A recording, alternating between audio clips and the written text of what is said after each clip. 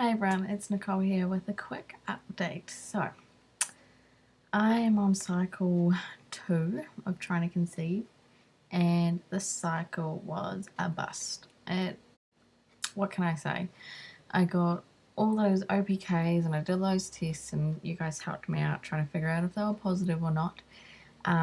We concluded that cycle day 15 was positive, even though it was like so close to being completely positive. It was still a little bit light, but then just for argument's sake I kind of said, okay, yeah, maybe it is positive, because they all kind of went lighter from that day onwards.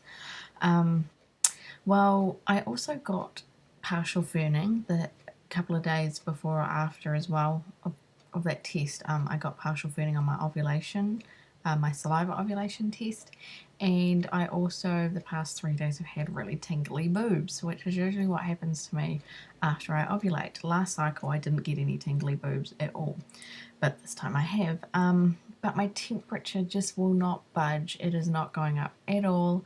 If you have a look on my chart, you'll see that there's just nothing going on at all. When I took my temperature this morning and it was really low, I was a little bit bummed. I was like, oh man, I'm totally out of the cycle. It's obviously an ovulatory cycle.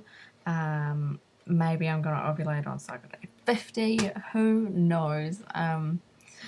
So, I mean, I'm not upset about it. It would have been nice to conceive this month, and have a non-medicated big fat positive, which would have been absolutely wonderful. One can dream, right? But it's obviously not going to happen to us, and that's, you know what, I'm okay with that. I'm ready to move on and move forward, and Martin and I are probably going to discuss in greater length and detail about how we are going to move forward. But I figure we are either going to wait it out until early next year, like just see what happens. I'm probably not going to temp anymore though, because it just does my head in. It really does my head in. So we'll probably just wait it out. If I'm not pregnant by next year, early next year, we may be looking at doing Clomid, a couple of Clomid cycles, which means another visit to the RE. And I'm pretty sure they'll be quite happy with us doing Clomid. It's a non-invasive fertility treatment. You can still kind of, everything's still timed on your own timing. I can probably use my OPKs then to just check that the Clomid's worked or not. So it will be a medicated cycle, and if we conceive, then it still will be conceived through fertility treatment, but it's a really low order drug. It's not like, it's nothing too major, and I'd be quite happy to conceive that way. I really wish that it could have been unmedicated, but that's obviously maybe just not going to happen, and I'm okay with that. Like I said, that's fine. You just got to do what you got to do, basically. And if we want a baby, if it's going to take fertility treatment to get that baby, then so be it.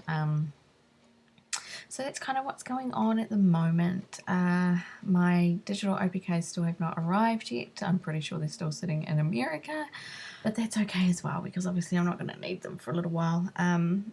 So keep an eye out for us though. I'm going to still keep doing updates. You never know what's going to happen next month. I may completely change my mind and start temping and OPKs again. We may change our mind and go straight to our RE next month and start on Clomid next month. Martin and I are just really kind of in the moment kind of people, like nothing's really set in stone. Hey, tomorrow we might decide that we're ready to use our frozen embryo. Unlikely. I'm pretty sure that's unlikely, but you just don't know. I have a feeling that we might be moving our frozen embryo transfer earlier. Originally it was going to be like June, July next year if nothing has kind of happened, but if nothing's happening this summer, which in New Zealand summer is December, January, February, your guys' Southern Hemisphere's winter. If nothing's kind of happened, then, well, we might, move the FET earlier, just because Roman will be getting a lot older and it takes 9 months to cook a baby. And yeah, so Martin kind of doesn't want a huge age gap, because him and his brother have quite a large age gap, and he would prefer Roman and his sibling to be quite close together if we are blessed to have another baby. So yeah, so that's the update, you guys. I just want to say thank you very much for putting up with all of my OPK videos and photos on my Facebook page, which please join if you haven't already. I love to be able to keep in touch, you know, in between videos, so join that. The link is below. And I've also got I've got a giveaway going. It's a food giveaway just to celebrate Roman's first year because it's been his first birthday, and that's, you know, some chippies and chocolate and things like that, just traditional Kiwi food. And so you can enter that in the giveaway tab of my Facebook page or on my blog, which is www.those2littlelines.com. And yeah, it's really easy to give away. It's one of those ones where you just click done it, and it's a raffle copter one, so it's super easy. So yeah, that's pretty much it, you guys. I'm not terribly upset about it. I mean, you know, that's just the way life goes. And if there's anything I've learnt from my first infertility journey, is that there's no point wasting a year, 2 years, 6 months, whatever, moping about it and just getting uptight and upset, because that's not going to help.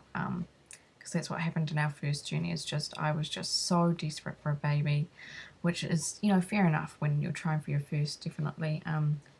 But now I'm really kind of just enjoying my time with Roman and just relaxing about it, I guess. That's just how I've really got to see it this time around. I've just got to take care of myself, take care of Roman, enjoy life, and when a baby comes along, a baby will come along. And we shall see. You know, it could be with fertility treatment, but that's okay with me. Okay, you guys, thanks so much for watching, and catch me again for another update. See ya.